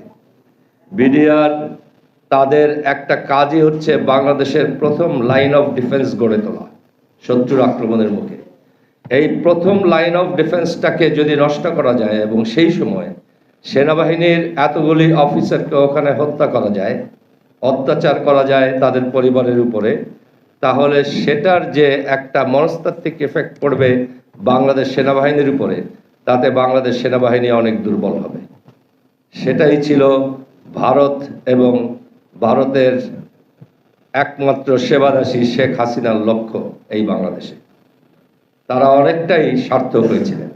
আজকে আমরা যে সেনাবাহিনী দেখছি এবং যে গল্পগুলি শুনছি এই 16 বছরের, এই গল্প সেই ভারত এবং তাদের সেবাদাসী খুনি শেখ হাসিনার একটা পুরা ন্যাশনাল স্টোরির একটা অংশ। এটা আলাদা কিছু না। এই সময় অবশ্যই সেনাবাহিনীর বা নৌবাহিনীর, বিমান বাহিনীর অনেক সদস্যের উপরে, অফিসার, জেসিও, এনসিও, আদার র্যাঙ্ক সবার উপরে অনেক রকম অবিচার হয়েছে। অনেককে শুধু সন্দেহ করে বাড়ি পাঠানো হয়েছে, অনেককে বিডিআরের ঘটনার পরিপ্রেক্ষিতে বাড়ি পাঠানোর উদ্দেশ্যে বা সেনাবাহিনী বা সশস্ত্র বাহিনী থেকে বের করার উদ্দেশ্যে নানা রকম গল্প বানিয়ে তাদেরকে বের করা হয়েছে। কাকে কোন উদ্দেশ্যে কিভাবে কখন বের করা হয়েছে, সেই গল্পগুলির থেকে বড় গল্পটা হচ্ছে এই কাজে সহযোগিতা করেছেন আমাদেরই কিছু পথভ্রষ্ট ভাইয়েরা, এবং তার থেকেও বড় গল্প হচ্ছে তাদের অনেকে এখনো চাকরিরত। আমাদেরকে ফোকাস করতে হবে ওখানে। আমি ব্যক্তিগতভাবে আমার উপর একটা অন্যায় হয়েছে, সেটার বিচার পেলাম কি পেলাম না সেটা বড় বিষয় নয়। বড় বিষয় হচ্ছে আমার সেনাবাহিনী এখনো ওই রকম কিছু প্রতারকের হাতে রয়ে গেছে কিনা। 17ই আগস্ট রাওয়ার একটা সভায় আমি বলেছিলাম যে সশস্ত্র বাহিনী একটা সঠিক সিদ্ধান্ত নিয়েছিল 3রা আগস্ট যে এই দেশের মানুষের প্রতি তারা গুলি করবে না। দেশপ্রেমিক সশস্ত্র বাহিনীর থেকে এটা ছিল একটা আশাব্যঞ্জক এবং উল্লেখযোগ্য ঘটনা, পুরো আন্দোলনটাকে একটা ভালো জায়গায় পৌঁছে দেওয়ার জন্য এটা অনেক সহায়ক ভূমিকা পালন করেছে। একটা সশস্ত্র বাহিনী যাদের দ্বারা নিয়ন্ত্রিত হয় সেই প্রধানগণ তাদের কাজটা যদি সম্পূর্ণ করতে চান, তারা 3 তারিখে যে কাজটা শুরু করেছিলেন জনগণের সাথে একাত্মতা ঘোষণা করে, যদি তারা সম্পূর্ণ করতে চান তাহলে তাদেরকে এই শত্রুর গুপ্তচর আওয়ামী লাভার যারা এই সশস্ত্র বাহিনীতে আছেন তাদেরকে খুঁজে বের করতে হবে। আমি 17ই আগস্ট যে কথাটা বলছিলাম রাওয়ার একটা সভায়, যে সেনাবাহিনী 631 জন যাদেরকে আশ্রয় দিয়েছিল তাদের জীবনের নিরাপত্তার জন্য, মানবিক দিক থেকে এই কাজটা আমি সমর্থন না করলেও আমি এটা সমালোচনা করছি না। আপনি একজনের জীবন বাঁচিয়েছেন উন্মত্ত জনতার হাত থেকে, ভালো কথা, কিন্তু সেদিন বলেছিলাম এদের লিস্টটা যদি আগামী 2-4 দিনের মধ্যে তাদের একটা নামের তালিকা প্রকাশ না করেন তাহলে আগামীকাল বা তার পরের দিন যেই সমস্ত আওয়ামী লীগারদের খুঁজে পাওয়া যাবে না এই দেশে, সেই দায় পড়বে সেনাবাহিনীর উপর। কেন আমাদের সেনাবাহিনী এত ভালো কাজ করার পরেও এই দোষটা তাদের কাঁধে নিবে? এখনো কেন আমাদের জেনারেলরা পরিষ্কার করতে পারছেন না যে সেনানিবাসে কারা ছিল এবং তারা কে কবে সেনানিবাস ত্যাগ করেছেন, কিভাবে ত্যাগ করেছেন? কেন পুরা বাহিনী এই দায়ী না হয়ে কয়েকজন জেনারেলের ইচ্ছা পূরণের হাতিয়ার হবেন? মনে রাখবেন, এটা বাংলাদেশ সেনাবাহিনী, কোনো জেনারেলের সেনাবাহিনী নয়। আপনাদেরকে সেইভাবে এটাকে দেখতে হবে। সেনাবাহিনীতে কোনো রকম অন্যায় কাজ হোক এটা আমরা চাই না, আমরা এটার প্রতিবাদ করছি। আমরা চাই এতদিনে যত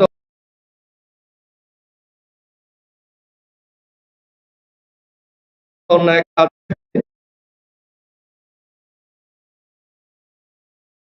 ফর্মে থাকার কোনো অধিকার নেই, এটা পরিষ্কার কথা। সেনাবাহিনী পান থেকে চুন খসলে আমাদের কাউকে ছাড়েনি, আমরাও মেনে নিয়েছি সেই আইন। আমাকে অন্যায়ভাবে চাকরির থেকে বের করে দিলে আমি হাইকোর্টের রাস্তাতেও যাইনি, আমি আইন মেনেছি। আপনারা যারা আইন মানেননি তারা এখনো কিভাবে ইউনিফর্ম পরে বসে আছেন? বিচারের কাছে আসুন, আপনি কি করেছেন বলুন, আদালত দেখুক আপনি সত্যি ভালো লোক না মন্দ লোক। কোন রকম প্রোটেকশন যারা দিচ্ছেন তাদের কিন্তু শেষ ভালো হবে না। 3রা আগস্ট জনগণের সাথে যে সেনাবাহিনী একাত্ম হয়েছিল, আমরা চাই সেই সেনাবাহিনী তাদের সর্বোচ্চ কমান্ডে এখনো সেনাবাহিনী পরিষ্কার করার কাজটা শেষ করুন, তাহলে আপনাদের শেষটা ভালো হবে। আমরা বলতে পারবো আপনারা সবাই দেশপ্রেমিক, আপনারা কোনো দলকে সমর্থন করেন না, আপনারা এই দেশের জনগণকে সমর্থন করেন। ধন্যবাদ সবাইকে।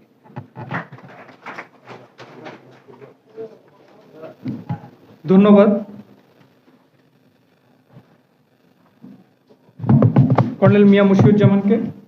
এ পর্যায়ে প্রধান অতিথির বক্তব্য রাখে সভাপতির বক্তব্য সভাপতি তার সমাপ্তি বিবৃতি দিয়ে প্রধান অতিথিকে তার মূল্যবান বক্তব্য দেওয়ার আহ্বান করবেন।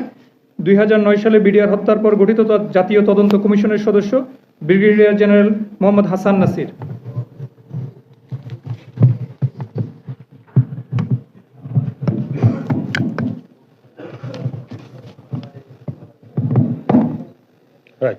বিসমিল্লাহির রহমানির রহিম। শ্রদ্ধেয় প্রধান অতিথি এবং সুধীবৃন্দ, আসসালামু আলাইকুম।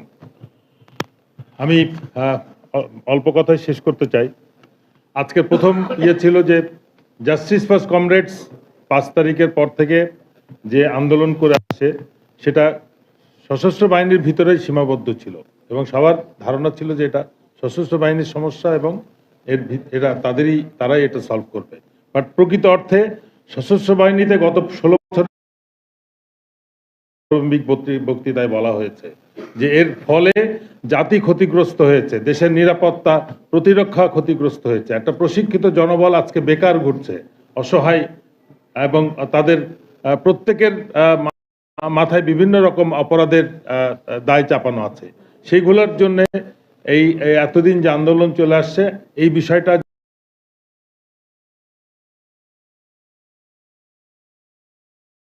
জনগণ এখন এটা বুঝতে পেরেছেন, এবং সেই দাবির পরিপ্রেক্ষিতে আজকে থেকে আমরা এটাকে আর জাস্টিস ফর কমরেডস আন্দোলনের মধ্যে রাখছি না।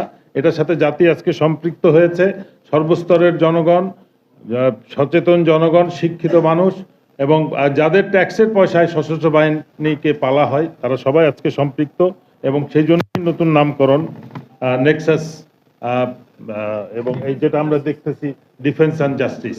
সুতরাং প্রতিরক্ষা এবং বিচার যদি না আসে, দেশের কোনো অংশে প্রকৃত অর্থে শান্তি ফেরত আসবে না। আমরা যেটা দেখলাম যত গুম খুন, যত যা কিছু আমরা শুনেছি, বেশিরভাগ অফিসাররা, সেনা অফিসাররা এটাতে ইনভলভ, এবং সেটা সম্ভব হয়েছে সেনাবাহিনীতে যে আইনের আওতায় তারা প্রশ্রয় পেয়ে এসছে, যেটা যে কোনো অফিসার শাস্তি দিলে যে শাস্তি, সেই শাস্তির ব্যাপারে কেউ প্রশ্ন করতে পারবে না, সেটা ন্যায় হোক আর অন্যায় হোক। সেই সাহস নিয়ে তারা যখন র্যাবে এসছে, ডিজিএফআইতে গেছে, এনএসআইতে গেছে, সেই একই মুডে তারা আরও উচ্চ পর্যায়ের অপরাধ করতে প্রবৃত্ত হয়েছে, এবং যার ফলে আজকে দেশ একটা বেকায়দার মধ্যে রয়েছে, বিশৃঙ্খল পরিস্থিতির মধ্যে আছে। সুতরাং এটাকে দূর করতে হলে সশস্ত্র বাহিনীর ওই আইনকে সংস্কার করতে হবে, আর্টিকেল 45কে নতুন করে করতে হবে, এবং পার্শ্ববর্তী উন্নত দেশে যেভাবে যে আইনে সেনাবাহিনীকে শৃঙ্খলাবদ্ধ রাখা হয়, বাংলাদেশেও সেভাবেই যেন সেনাবাহিনীর আইন প্রণয়ন করা হয়। এবং এর জন্য আমাদের বেশি দূরে যেতে হবে না, আমাদের প্রতিবেশী দেশ যে আইন, ব্রিটিশ আইন আমরা ফলো করেছি, তারাও সেটা ফলো করেছে 2007 সাল পর্যন্ত। 7 সাল থেকে তারা আর্ম ফোর্সেস ট্রাইব্যুনাল চালু করেছে, যে সেনাবাহিনীর যে কোনো আদেশকে ট্রাইব্যুনাল আবার অ্যাপিল করবে, এবং সেই ট্রাইব্যুনালের অ্যাপিলও যদি গ্রহণযোগ্য না হয়, তারা সুপ্রিম কোর্টে যেতে পারবে। সুতরাং আমার মনে হয় আমাদের বেশি রিসার্চ করার প্রয়োজন নাই, এবং এই কার্যক্রমটা অবশ্যই একটা কমিশনের মাধ্যমে হতে হবে, যেটা অলরেডি এই ফোরামে আলোচিত হয়েছে। জুডিশিয়াল কমিশন হলে সেটা সব থেকে নিরাপদ হবে, সেখানে অবশ্যই একজন মানবাধিকার কর্মীকে থাকতে হবে। সেনাবাহিনীর সদস্যরা কেউ আইনের প্রতি প্রপার ওয়েতে প্রশিক্ষিত না।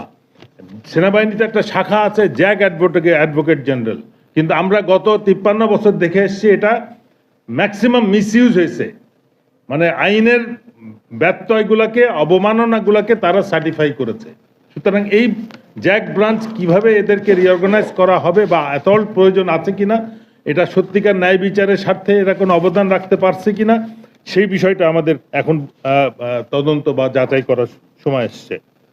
আমরা একমাত্র সেনাবাহিনীতে ওথ নেওয়া হয় যারা দেশের স্বাধীনতা সার্বভৌমত্ব রক্ষা করবে প্রয়োজনে জীবন দিয়ে, তার জন্যে সেনাবাহিনীকে বিশেষ একটা সুবিধা দেওয়া হয়। কিন্তু গত 53 বছরে আমরা দেখলাম অন্যান্য সব বাহিনীকে, অন্যান্য সব সংস্থা, পুলিশ, সিভিল ব্যুরোক্রেসি, সবাইকে সুযোগ সুবিধা এক পার আনা হয়েছে, এবং অনেক ক্ষেত্রে সেনাবাহিনী এখন নিম্ন পর্যায়ে চলে গেছে। সুতরাং এই সেনাবাহিনীতে আর এই বিশেষ আইন আর্টিকেল 45-এর কোনো মূল্য নাই, এটাকে যে কোনো মূল্যে এটাকে ঠিক করতে হবে। কিন্তু তার অর্থ এই না যে আমরা ওই দিকে চলে যাব। সেনাবাহিনীকে অবশ্যই একেবারে প্রকৃত দেশ রক্ষার বাহিনী হিসেবে আমাদের গড়ে তুলতে হবে, এবং তার জন্য যত ছোট করার দরকার আমরা করব। সেনাবাহিনীকে ব্যবসার থেকে টোটালি বের করে আনতে হবে, এটা কোনো ব্যবসায়ী প্রতিষ্ঠান, যেটা অলরেডি আমি শুরু থেকে আমরা একই কথা বলে আসছি। সেনাবাহিনীকে অকার্যকর করার জন্য, দুর্নীতিগ্রস্ত করার জন্য তাদের বিভিন্ন রকম ব্যবসায়িক কার্যক্রমে নিয়োজিত করা হয়েছে। যদি প্রয়োজন হয়, উচিত প্রত্যেকটা প্রতিষ্ঠানকে নিজের সক্ষমতায় গড়ে তোলা, সরকারের প্রতিষ্ঠান। সেটা যদি না পারে, সশস্ত্র বাহিনীতে একটা বিরাট একটা জনবল আছে যারা ইয়াং এজে রিটায়ার করে, প্রশিক্ষিত জনবল, এবং তাদেরকে যদি প্রয়োজন হয় সশস্ত্র বাহিনী ওইভাবে অর্গানাইজ করে তাদেরকে ব্যবসায়িক কাজে বিভিন্ন নিয়োগ করবে। কিন্তু ইউনিফর্ম পরা কোনো অফিসার যে প্রকৃত অর্থে দেশের নিরাপত্তার কাজে নিয়োজিত থাকবে, সে কোনো অবস্থাতেই কোনো ব্যবসায়িক কাজে যেতে পারবে না, যত প্রয়োজনই থাকুক। এবং প্রয়োজনে আমরা প্রতিষ্ঠান গড়ে তুলব, না পারলে আমরা অন্য ব্যবস্থা নিব, কিন্তু সশস্ত্র বাহিনীকে কোনো অবস্থাতে ব্যবসায়িক কাজে নিয়োজিত করা ঠিক হবে না। এই বিডিআর কমিশন যেটা হয়েছে দেখলাম, এটা এখনো পর্যন্ত কিন্তু কি কাজ করছে এটা মোটেও প্রকাশ পাচ্ছে না, বা প্রকৃত তদন্ত করছে কিনা আমাদের মনে হয় নজরদারি আরো বাড়াতে হবে। তারা গণশুনানি করতেছে, বিভিন্নভাবে সাক্ষাৎ করছে, এখন সেই সাক্ষাৎটা জরুরি কিনা, কোন কাজটা জরুরি, কি তাদের প্রয়োজন, প্রকৃত অর্থে তারা তাদের মিশন অ্যাচিভ করতে পারবে কিনা এখনো যথেষ্ট অবকাশ আছে। সুতরাং এটা দূর করার জন্য ব্যবস্থা করতে হবে। সেনাবাহিনীতে যেটা অলরেডি আলাপে এসছে, শেখ হাসিনা গত 16 বছরে সেনাবাহিনীকে 2 ভাগে বিভক্ত করেছে। একটা হচ্ছে প্রকৃত সেনাবাহিনী, আর একটা হচ্ছে শেখ হাসিনার বাহিনী। আমরা শেখ হাসিনার বাহিনী মুক্ত সেনাবাহিনী চাই, যারা প্রকৃত অর্থে দেশ রক্ষার জন্য নিয়োজিত থাকবে, এবং তার জন্য আর্মিকে যত ছোট করার প্রয়োজন। সেনাবাহিনীর মেজর লেফটেন্যান্ট কর্নেলরা অনেক শিক্ষিত, অনেক এক্সপেরিয়েন্স। আমরা যদি 71 সালের অভিজ্ঞতাকে কাজে লাগাই, সেই সময় আমাদের মেজর জিয়া, মেজর শফিউল্লাহরা যদি তখন সেনাবাহিনীর কমান্ড নিয়ে এই পর্যায়ে বাংলাদেশকে আনতে পারে, আজকালকার মেজররা অনেক বেশি কোয়ালিফাইড, অনেক এক্সপেরিয়েন্স এবং ইন্টারন্যাশনাল অর্গানাইজেশনে কাজ করার অভিজ্ঞতা আছে। তারা সুশিক্ষিত, আরও বেশি বুঝে, আরও বেশি জানে। সুতরাং তারা যে কোনো সময় সেনাবাহিনীর দায়িত্ব নেওয়ার জন্য সক্ষম বলে আমি মনে করি। সুতরাং সিনিয়ররা যারা অলরেডি যাদের চাকরি, যাদের চরিত্র, যাদের কার্যক্রম প্রশ্নবিদ্ধ, তাদের অবশ্যই বিচারের আওতায় নিয়ে সেনাবাহিনীকে এই কলঙ্ক মুক্ত করতে হবে। আর আমরা এই সার্বিক কার্যক্রমে আমাদের এই অফিসারদের গত 15 বছরে সশস্ত্র বাহিনীর উপরে যে অত্যাচার হয়েছে, সেটার প্রচারে আমরা আজকে আমাদের প্রধান অতিথি অলরেডি উনি শুরু করেছেন বিডিআর হত্যা নিয়ে ওনার প্রোগ্রাম। আমরা আশা করব যে উনি আমাদের এই অফিসারদেরও জনগণের কাছে বিচার চাইব। আমার মনে হচ্ছে না সশস্ত্র বাহিনী বা অথরিটি আমাদের কোনো বিচার দিবে। একটা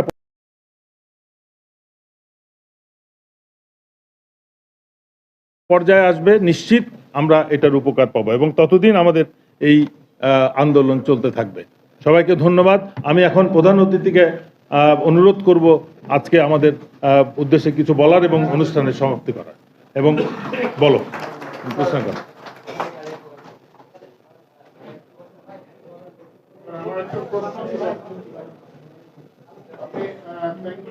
আমার দেশের কারণে আমরা অনেক সত্য পাচ্ছি।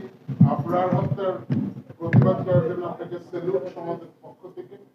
উই হ্যাভ এ সাবমিশন যে আমাদের এই যে সশস্ত্র বাহিনীর যাদেরকে দেখছেন, আমাদের কোনো অধিকার নাই, কারণ আমাদের এক লাইনে আপনারা রাষ্ট্র, আমি আপনাকে রাষ্ট্রের চিন্তক হিসেবে শ্রদ্ধা জানিয়ে বলছি, এক লাইনের চিঠিতে এরকম অফিসারদেরকে ডিসমিস করে দেওয়া।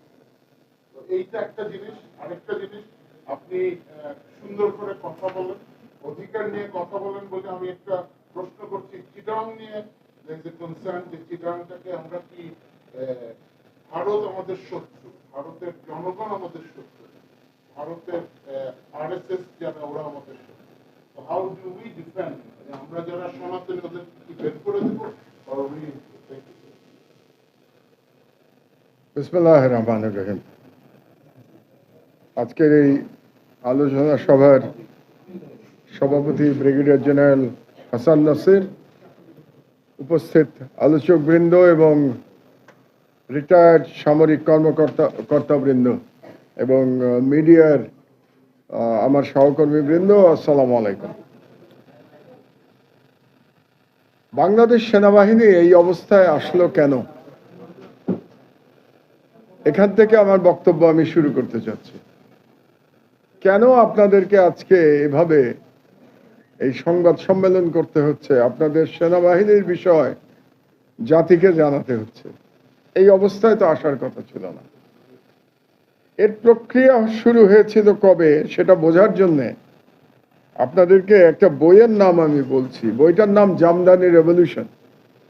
বইটা লিখেছিলেন কৃষ্ণন শ্রীনিবাসন। উনি এরশাদ আমলের শেষের দিকে এবং 91-এর নির্বাচনের সময় ভারতীয় হাইকমিশনার ছিলেন বাংলাদেশে, এবং তার যে বাংলাদেশের চাকরি সেই বিষয় নিয়েই তিনি বইটি লিখেছিলেন জামদানি রেভলিউশন। তো সেই বইতে এই আপনার যে লাস্ট প্রশ্ন, পার্বত্য চট্টগ্রাম, সেই বিষয়ে একটা ইন্টারেস্টিং ঘটনা এই ভদ্রলোক লিখে গেছিলেন। সেটা আপনারা সেনাবাহিনীর লোকজন ভুলে গেছেন। সেখানে তিনি বলেছিলেন যে তিনি একবার তদানীন্তন বিরোধী দলীয় নেত্রী, ইলেকশন হয়ে গেছে, মানে 91 ইলেকশনের পরে যখন শেখ হাসিনা বিরোধী দলীয় নেত্রী ছিলেন, তার সঙ্গে বিদায়ী সাক্ষাৎকারে গেছিলেন এই ভদ্রলোক সিনেবাসন। যাওয়ার পরে শেখ হাসিনা তাকে বলেছিলেন যে আপনারা বলেন যে পার্বত্য চট্টগ্রামে যে প্রবলেম চলছে এটার জন্য বাংলাদেশ সেনাবাহিনী দায়ী। এটা কে বলছেন? শেখ হাসিনা। কাকে বলছেন?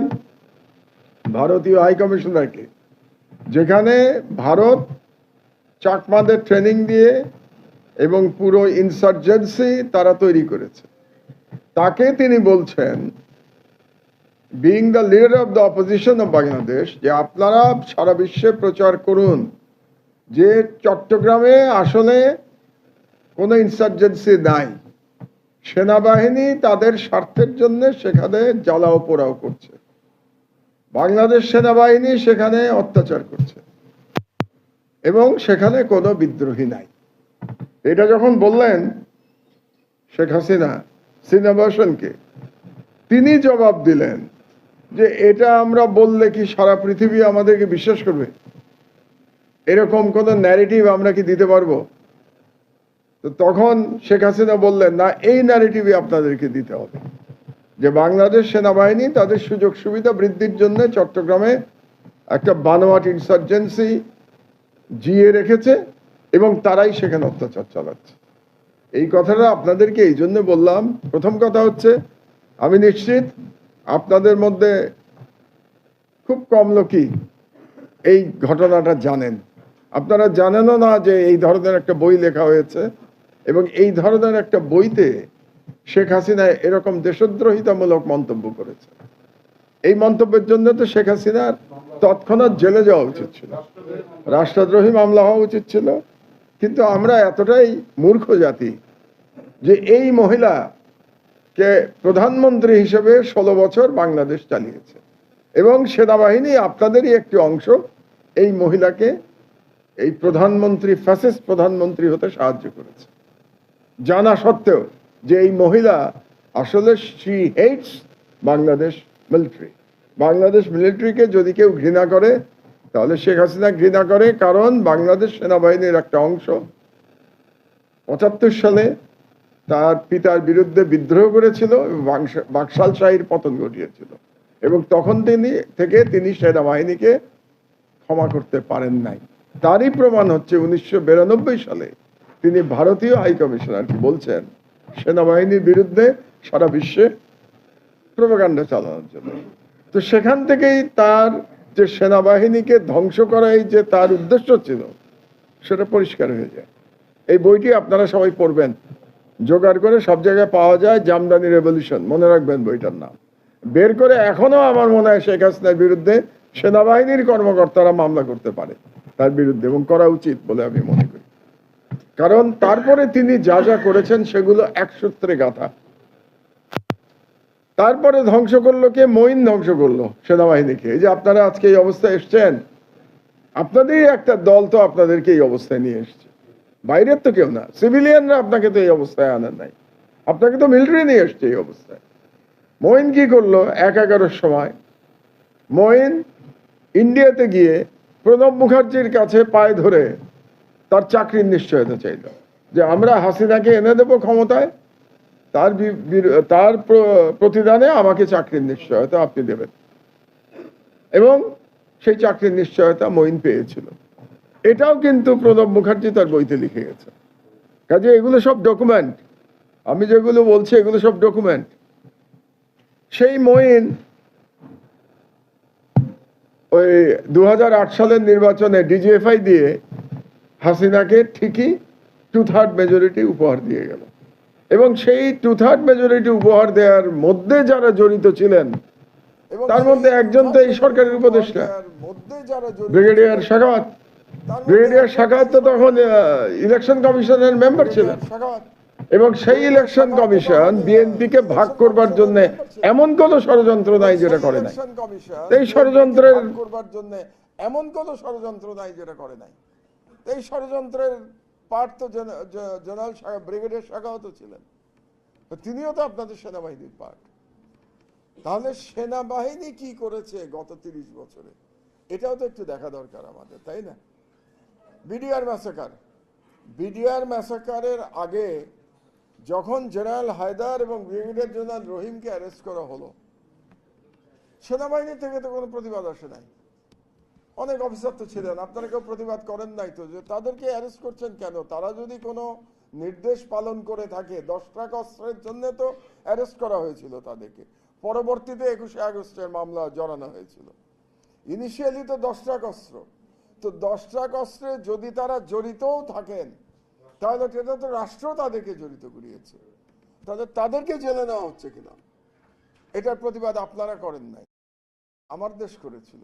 আমার দেশ পত্রিকায় আমরা সেমিনার করেছিলাম পত্রিকা অফিসে এটা নিয়ে, এবং আজকে যে কথাটা আপনাদেরকে বলছি, শেখ হাসিনার আমলে পত্রিকা অফিসে আমি এই কথাটা বলেছিলাম যে জেনারেল হায়দার এবং ব্রিগেডিয়ার রহিমকে অ্যারেস্ট করার কোনো কারণ নাই, কিন্তু আপনাদের মধ্যে কেউ আপনারা আপনাদের ব্রাদারদের বাঁচাতে এগিয়ে আসেন নাই। এই ব্যর্থতার দায় তো আপনাদেরকে নিতে হবে। তারপরে আসুন বিডিআর ম্যাসাকার। আপনি একটার পরে একটা খেয়াল করেন যে কিভাবে ডিস্ট্রয় করা হয়েছে। প্রথমটা বললাম আপনাদেরকে জামদানি রেভলিউশনের কথা, তারপরে বললাম মেজর জেনারেল হায়দার আর ব্রিগেডিয়ার জেনারেল রহিমকে কিভাবে অ্যারেস্ট করা হয়েছে, তারপরে বিডিআর ম্যাসাকার, যেটা নিয়ে আমরা এখন আমাদের নিজেদের ইনভেস্টিগেশন করছি। আপনারা সরকার কি করবেন এটা সরকারের ব্যাপার, সরকার একটা করছে। আমার দেশ অ্যাজ জার্নালিস্ট পত্রিকা হিসাবে আমরা আমাদের মতো করে ইনভেস্টিগেশন করছি, এবং আমি একটা সাক্ষাৎকার আপনাদের একজন রিটায়ার্ড অফিসারের নিয়েছি, মেজর জায়দি, যিনি ওখানে উপস্থিত ছিলেন, 1.5 দিন ছিলেন, এবং সেই সাক্ষাৎকারের আজকে 2য় পর্ব ইউটিউবে দেওয়া হয়েছে। আগামীকাল ইনশাআল্লাহ 3rd পর্ব অ্যান্ড ফাইনাল পর্ব, তার বক্তব্য আমরা দিচ্ছি। এরকম সাক্ষাৎকার আমি নিতেই থাকবো। আমি চেষ্টা করব এটা বের করার জন্য এটা কি হয়েছে। একটু আগে আমি হাসান নাসির সাহেবকে রিকোয়েস্ট করেছি যে আপনি আসুন, যেহেতু আপনি ওই টিমের একজন মেম্বার ছিলেন, তদন্ত টিমের, আমার দেশের সাথে কথা বলেন এবং পুরো বিষয়টা বলেন। তো বিডিআর যে হত্যাকাণ্ড, it was part of the conspiracy to destroy Bangladesh army, Bangladesh এবং শুধু ওই একবারে 57 জন সেনা কর্মকর্তাকে হত্যার মাধ্যমে বাংলাদেশ মিলিটারির কোমর ভেঙে দেওয়া হয়েছে, এবং যে কারণে পরবর্তী 15 বছর বাংলাদেশ মিলিটারির সাহস হয় নাই, শেখ হাসিনা বাংলাদেশকে ভারতের হাতে তুলে দিয়েছে, কিন্তু বাংলাদেশ সেনাবাহিনী সেটার কোনো প্রতিবাদ করে নাই। শুধু প্রতিবাদ করে নাই না, বাংলাদেশ সেনাবাহিনীরই একটা অংশ সেই কাজে সহযোগিতা করেছে। আজকে আপনারা ডিজিএফআই এর কথা বলছেন, বিভিন্ন জেনারেল সাহেবদের কথা বলছেন, তারা তো পার্ট অফ দ্য কনস্পিরেসি ছিল। মানে ইন্ডিয়ান যে হেজেমনি, এটাকে এস্টাবলিশ করবার জন্যে ভূমিকা রেখেছে বাংলাদেশ সেনাবাহিনী। এর থেকে দুর্ভাগ্যজনক ব্যাপার আর কি হতে পারে। এবং আমরা তখন থেকেই শুনলাম যে বাংলাদেশ সেনাবাহিনীর মধ্যে রয়ের অনুপ্রবেশ ঘটেছে। এটা তো পাবলিক নলেজ, সত্য মিথ্যা আমরা জানি না, আপনারা ভালো জানেন। আমরা সিভিলিয়ানরা শুনেছি যে সর্বত্র ঢুকে গেছে, সেনাবাহিনীর মধ্যে ঢুকে গেছে এমনও শুনেছি, এই গুজব বাজারে আছে যে ডিজিএফআই এর একটা ফ্লোর অ্যাকচুয়ালি চালায় এবং রয়ের লোক সেখানে থাকে। এটা তো সবাই, মানে ইটস ওপেন সিক্রেট। তো এটা যে মিথ্যা এটাও তো আপনারা বলেন নাই পরিষ্কার করে যে না এটা সত্য না, এরকম কথাও তো আমরা শুনি নাই সেনাবাহিনীর কাছ থেকে। জেনারেল সরওয়ার্দী, আপনাদেরই তো জেনারেল সরওয়ার্দী 9 ডিভিশনের চিফ ছিলেন, তিনি তো কনক সরোয়ারের সাথে পরিষ্কার বলেছেন যে বাংলাদেশে সেনা প্রধান নিযুক্ত হয় দিল্লি থেকে। দিল্লি যাকে মানে গ্রিন সিগন্যাল দেবে না, সে বাংলাদেশের আর্মি চিফ হতে পারবে না। কিন্তু public statement of general Suhrawardy, তো এটা তো আমরা সবাই শুনেছি। তো এগুলো শোনার পরে কি মনে হয় যে এই সেনাবাহিনী দিয়ে তাহলে কি হবে? এই সেনাবাহিনীর কাজটা কি তাহলে? রাষ্ট্রের সার্বভৌমত্ব রক্ষা করাই তো কাজ সেনাবাহিনী, নাকি আর কোনো কাজ আছে? রাষ্ট্রের সার্বভৌমত্ব রক্ষা করতে হবে। তাহলে যে রিফর্মস এর কথা আপনারা বলছেন আজকে, প্রধানত আপনারা এটাকে একটু ন্যারো করে ফেলেছেন। যে রিফর্মস গুলো বলছেন আপনারা সবই ব্যক্তিগত, মানে বেশি আলোচনা হয়েছে ব্যক্তিগত সমস্যা নিয়ে, যে কোর্ট মার্শাল করেছে, পিএনজি করেছে, অন্যায়ভাবে চাকরিচ্যুত করেছে, তাদের জন্য একটা কমিশন দরকার। আমি বলি না, আরো বৃহৎ কমিশন দরকার, একটা বড় কমিশন। সেই কমিশনের কাজ হবে ন্যাশনাল সিকিউরিটি ডক্ট্রিন তৈরি করা। ন্যাশনাল সিকিউরিটি ডক্ট্রিন বা যে নামে বলেন এটাকে, ন্যাশনাল সিকিউরিটি স্ট্র্যাটেজি কিংবা ন্যাশনাল সিকিউরিটি ফ্রেমওয়ার্ক, এইটা তো আগে আমাকে তৈরি করতে হবে। তারপরে না আপনি আর্মি সাজাবেন, কিভাবে সাজাবেন, কেমন করে করবেন, আর্মির আইন কি হবে, সেখানে কনস্টিটিউশনের 45 ধারা থাকবে কি থাকবে না। This will be decided on the basis of your national security doctrine. আমাদের ন্যাশনাল সিকিউরিটি ডক্ট্রিনটা কি, এই প্রশ্ন তো আমাদের আগে করতে হবে। কাজে আমি মনে করি আপনাদের প্রস্তাব অতি চমৎকার, কিন্তু প্রস্তাবটা ন্যারো। প্রস্তাব has to be more wider, অনেক ডিপার প্রস্তাব হওয়া উচিত। যে আসুন এমন একটা রিফর্মস কমিটি আমরা করি যারা আমাদের ন্যাশনাল সিকিউরিটি ডক্ট্রিন তৈরি করবে। সেই ডক্ট্রিনের বেসিসে আমরা এমন সেনাবাহিনী তৈরি করব ইনশাআল্লাহ, যেই সেনাবাহিনীর কাজ হবে, যেটার জন্য তারা শপথ নেয় কোরআন শরীফে হাত দিয়ে, যে রাষ্ট্রের সার্বভৌমত্ব রক্ষা করবে। এইটা তারা করবে কোন রকম ভয়, ভীতি, লোভ লালসার বশবর্তী না হয়। অ্যাবসলিউটলি সেখানে কোনো রাজনৈতিক কন্ট্রোল চলবে না। এটা তো আপনাদেরকেই নিশ্চিত করতে হবে on the basis of that reform. এরকম রিফর্ম আমি বাংলাদেশের একজন সিনিয়র সিটিজেন হিসেবে এই ধরনের রিফর্ম আমি দেখতে চাই, যে এই ধরনের একটা রিফর্ম হোক, এবং সেই রিফর্মের দাবি আসা উচিত। এবং আমি অত্যন্ত আনন্দিত যে আপনারা একটা ইনিশিয়েটিভ তো নিয়েছেন, রিফর্মের কথাটা তো বলছেন। আর্মির রিফর্মের কথা তো কেউ বলতে চায় না, অন্তত আপনারা তো আর্মি রিফর্মসের সাবজেক্টটা তো পাবলিকলি নিয়ে আসলেন। মনে হয় না আর্মি নিয়ে কথা বলা যাবে না, আর্মি তাদের নিজস্ব ব্যাপার। কেন, স্টেটের বাইরের জিনিস নাকি আর্মি? আর্মি তো স্টেটের একটা most valiant part, most important part. একটা হাদিস আছে যে ইসলামিক রাষ্ট্রে যে ব্যক্তি তার কি বলে সীমানা পাহারা দেয়, বর্ডার পাহারা দেয়, তার সম্মান সর্বোচ্চ, তার সম্মান শহীদের সম্মান। তার যে একটা ইসলামিক রাষ্ট্রে বর্ডার পাহারা দেয়, একজন সৈনিক। আর আপনারা তো সেনা অফিসার, আপনাদের সম্মান তো বিশাল যদি আপনারা রাষ্ট্রের সার্বভৌমত্ব রক্ষা করেন। আপনারা জেনারেল মঈন হয়ে গেলে তার আপনাদের সম্মান থাকবে না। বা ডিজিএফআই যে কাজকর্ম করেছে, মামুন খালেদ, তারপরে আরো কি সব নাম, আবেদিন, আকবর, তারা যেসব কাজ করেছে, এগুলো করলে কি সেনাবাহিনীর সম্মান থাকবে? সেনাবাহিনীর সম্মান তো থাকবে না। আপনারা তো এই সমস্ত লোকজন তো বাংলাদেশের স্বাধীনতা বিসর্জন দিয়েছে দিল্লির পায়ে। তো দিল্লির পায়ে যারা, যে সেনাবাহিনী দিল্লির পায়ে স্বাধীনতা বিসর্জন দেবে, সেই সেনাবাহিনী তো থাকারই দরকার নাই। সেই সেনাবাহিনী থাকবে কেন? সেনাবাহিনী থাকবে তো দিল্লির সাথে লড়াই করবার জন্য, সেনাবাহিনী থাকবে মিয়ানমারের সাথে লড়াই করবার জন্য। কারণ আমার রাষ্ট্রের সার্বভৌমত্ব যদি মানে আক্রান্ত হয়, তাহলে তো আমার প্রতিবেশী দ্বারাই আক্রান্ত হবে। তাহলে আপনারা কি নামে ডাকেন আমি জানি না, আপনাদের ভোকাবুলারিতে কি ওলফল্যান্ড, আরো কি সব বলেন, গ্রিনল্যান্ড, রেডল্যান্ড, হোয়াটএভার। আমার কথা হচ্ছে যে আমার যে ইমিডিয়েট নেইবার, সেখান থেকে আমি যদি আক্রান্ত হই, সেই আক্রমণ থেকে বাঁচাবে আমার দেশপ্রেমিক সেনাবাহিনী। এবং দুর্ভাগ্যের বিষয় হলো এই বিষয়টি আপনারা খেয়াল করেন নাই। আমি কিন্তু বলার চেষ্টা করেছি অ্যাজ এ সিভিলিয়ান, আজ থেকে বলছি না, 20 বছর ধরে বলে যাচ্ছি আমি, যে মানুষের মনে সেনাবাহিনীর প্রতি যে ভালোবাসা ছিল, সেটা ধ্বংস করেছে 1/11। 1/11 আসা পর্যন্ত বাংলাদেশের জনগণ মনে করত সেনাবাহিনী একটা দেশপ্রেমিক বাহিনী, এবং বাংলাদেশের যে কোনো বিপদে সেনাবাহিনী আমাদেরকে রক্ষা করবে।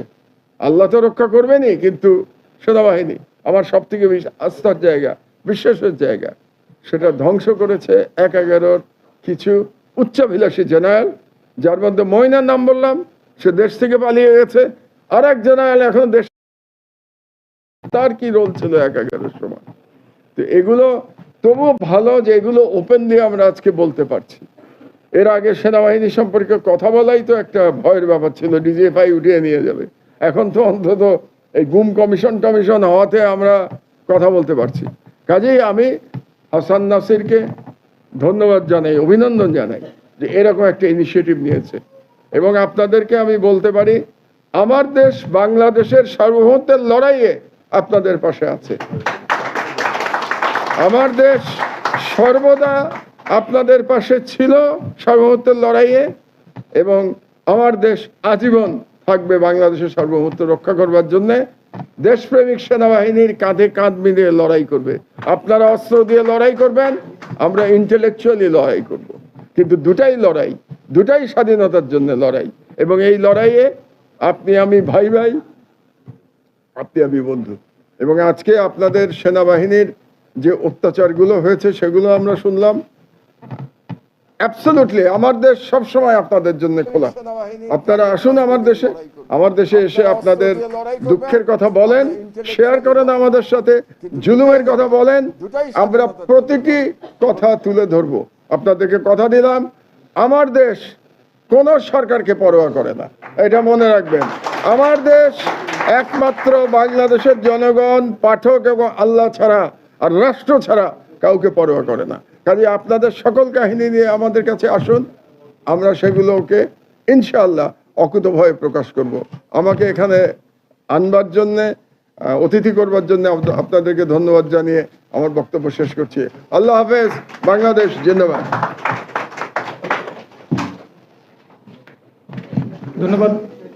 প্রধান অতিথির বক্তব্যের মাধ্যমে আমাদের আজকের আলোচনা সভার অনুষ্ঠান এখানে শেষ হলো। একটু হালকা